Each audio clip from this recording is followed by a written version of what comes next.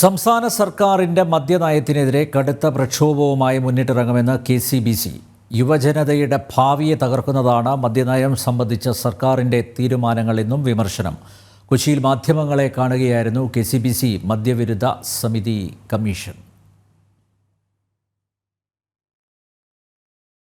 ഒരു ദുരന്തം എന്ന് പറയുന്നത് മദ്യത്തിൻ്റെയും രാസലഹരിയുടെയും വിപണനവും ഉപയോഗവുമാണ്. അത് വ്യക്തികളെ, കുടുംബങ്ങളെ, പൊതുസമൂഹത്തെ ബാധിച്ചുകൊണ്ടിരിക്കുന്നു.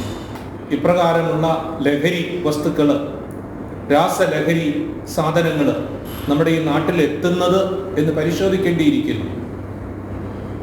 അത് കുഞ്ഞുങ്ങളിലും കുടുംബങ്ങളിലും എത്തുന്നതോടുകൂടി സമൂഹത്തിൻ്റെ, കുടുംബത്തിൻ്റെ ശാപമാകുകയാണ്.